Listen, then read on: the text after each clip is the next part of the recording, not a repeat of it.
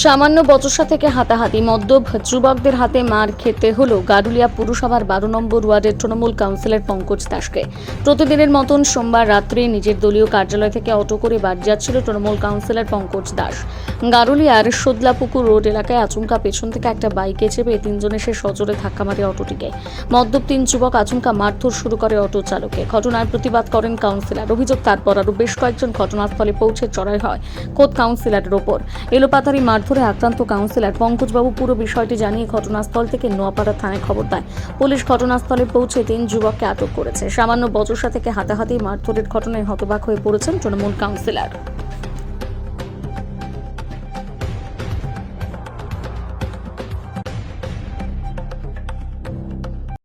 তো প্রতিদিনকার মতন ওই রাতের বেলা পার্টি অফিস থেকে বাড়ি ফিরি অনেক রাতে। তা গতকালকে আমি ওই রাতের বেলা আমাদের একটি অটো করে বাড়ি ফিরছিলাম। তো পেছন থেকে একটি বাইকে তিনজন সাওয়ারি ছিল, খুব স্পিডে আসছিলাম হর্ন মারতে মারতে।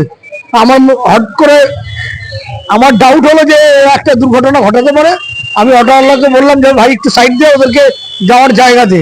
এই বলতে বলতেই এসে আমার অটোর পিছনে ধাক্কা মারে।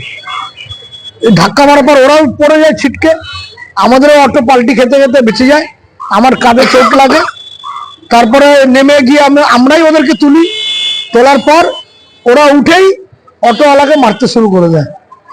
এবার অটোওয়ালাকে যখন মারতে যায় তখন আমি ঠেকাই। এই ঠেকাঠেকিতেই ওরা আরো কিছু ছেলেকে, ওরা বিয়ে বাড়ি থেকে ফিরছিল দল বেঁধে, ওরা বিয়ে বাড়ি থেকে লোকজনকে ডেকে নেয়। তখন রাত্রি প্রায় আনুমানিক 12টা 40 হবে। ওরা ডেকে এনে তারপরে আমাদের উপর চড়াও হয়। সবাই ইনটক্সিকেটেড ছিল, মদ খেয়েছিল। তারপরে শেষে যখন ঘটনাটা অনেক হয়, থানাকে আমি ফোন করি এবং ফোন করার পর থানা থেকে পুলিশ আসে। আমি তখন তার মধ্যে একটি ছেলে আমাকে চিনতে পেরে বললো যে কাকু তোমাকে চিনতে পেরেছি। আমার তাহলে এই চিনতে পারাটা আগেই চিনতে পারা উচিত ছিল, ঘটনাটা তাহলে এই জায়গাটা যেত না। তারপর পুলিশ এসে পুলিশের মতন ব্যবস্থা নিয়েছে। পুলিশ ওখান থেকে রেস্কিউ করে। আমি হাসপাতালে যাই, ফার্স্ট এড করি। বিএনবোস হাসপাতালে গিয়ে আমি আমার ফার্স্ট এড করে এসেছি। আমি আমার উপরে হামলা হচ্ছে, অটোওয়ালার উপরে হামলা হচ্ছে। আমার পায়ে লেগেছে, এই যে পায়ে লেগেছে আমার, আরো কয়েক জায়গায় লেগেছে। চিহ্নিত আমি এখন কিছু কিছু খবর পেয়েছি আমাদের নিজস্ব সোর্সে, তাদেরকে অনেকগুলোকে চিহ্নিত করতে পেরেছি। তারা স্থানীয়, মানে আমাদের গারুলিয়ার 19 নম্বর ওয়ার্ডের লোক আর কয়েকজন 16 নম্বর ওয়ার্ডের লোক আছে। না, তারা বলছে, তাদের পরিবার আমার কাছে পরে এসে বলছে যে ওরা চিনতে পারেনি। আমার বক্তব্য ছিল চিনতে পারুক আর না পারুক, প্রথম কথা যে অন্য কোনো লোকের ক্ষেত্রে হলো এই ঘটনা হওয়া উচিত নয়।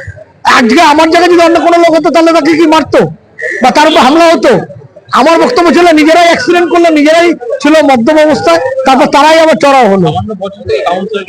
এবার ব্যাপার হচ্ছে যে বলে না যে যখন মদ্যপ অবস্থা থাকে তখন তার ইনটক্সিকেটেড থাকা অবস্থায় সে স্বাভাবিক অবস্থায় ছিল না, বুঝতে পারেনি। বোঝার পরে বুঝতে পেরেছে প্রতিক্রিয়া কি হতে পারে। এখন প্রত্যেকেই তাদের পরিবারে অ্যাপোলজ চাইছে, নানাভাবে আমাদের কাছে বলছে যে এই ব্যাপারটাকে, সমস্যাটাকে মিটিয়ে নিতে। কিন্তু আজকে যদি কালকে রাতে একটা ঘটনা, যদি কোনো অঘটন ঘটে যেত, বড় কোনো অঘটন ঘটে যেত, তাহলে এর দায় দায়িত্ব কে নিত? থানা আমি জানিয়েছি, কমপ্লেন আমরা জমা করেছি, থানার মতন ব্যবস্থা নিচ্ছে। দেখুন, এটা খুবই দুঃখজনক এবং নিন্দাজনক ঘটনা, কিন্তু এর সঙ্গে একটা প্রশ্ন রয়ে যাচ্ছে। আমরা যে বিরোধী পক্ষ, ভারতীয় জনতা পার্টি নেতারা বা আমরা যারাই বলি কি পশ্চিমবাংলায় সাধারণ মানুষ নিরাপদ নয়, এই ঘটনাটা প্রমাণ করছে। যখন শাসক দলে কাউন্সিলর নেতা যদি নিরাপদ নয়, তাহলে সাধারণ মানুষ নিরাপত্তার উপরে প্রশ্ন কিন্তু থেকেই যাচ্ছে। এটা নিন্দাজনক ঘটনা। জনপ্রতিনিধি মার খাচ্ছে এবং রাত্রিবেলা এরকম ঘটনা একটা ঘটেছে, তাহলে বারবার যে মহিলাদের সঙ্গে শ্লীলতাহানি হচ্ছে, তখন তো মাননীয় মুখ্যমন্ত্রী বলে দেন কি মহিলাদেরকে রাত্রিবেলা ঘর থেকে না বেরোতে। তাহলে এটা প্রমাণ করে দিচ্ছে কি পশ্চিমবাংলায় কিন্তু সাধারণ মানুষ নিরাপদ নয়। যেখানে শাসক দলের কাউন্সিলরই রাত্রিবেলা মার খাচ্ছে, তাহলে সাধারণ মানুষের নিরাপত্তা কোথায় যাবে?